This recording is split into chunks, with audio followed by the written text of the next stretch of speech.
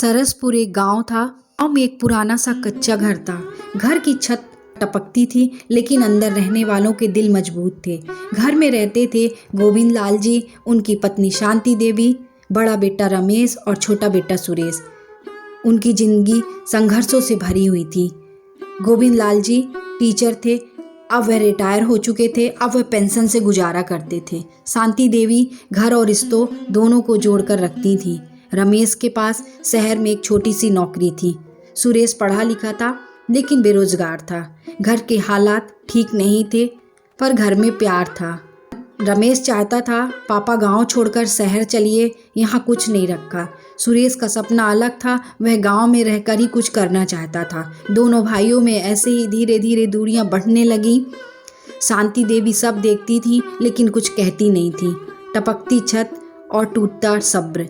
एक रात जोर की बारिश हुई, छत से पानी टपकने लगा।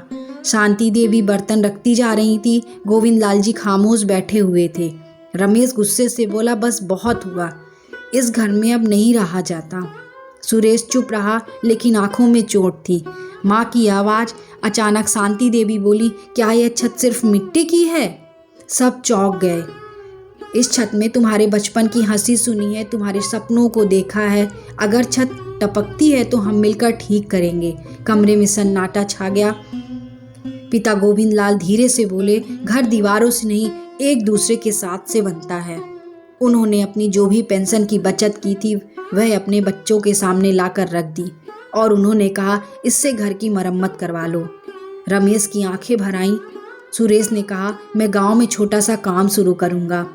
रमेश ने मदद का वादा किया। दोनों भाइयों ने पहली बार खुलकर बात की।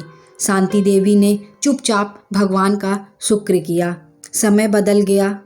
कुछ महीने बीत गए।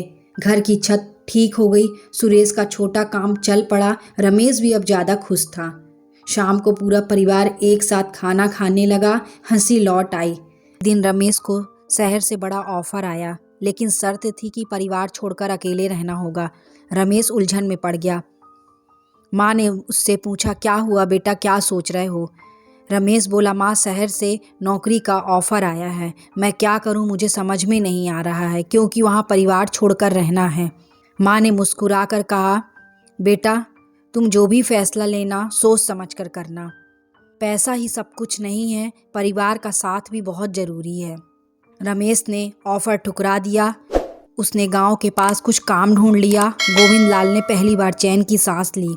वह घर सिर्फ रहने की जगह नहीं था, वह छत बन गया था। हर शाम मंदिर की घंटियां बजती और घर में शांति रहने लगी। हमें इस कहानी से यह शिक्षा मिलती है, पैसा जरूरी नहीं है, लेकिन परिवार जिंदगी की असली दौलत है। जहां एकता होती है वहां हर छत मजबूत होती है।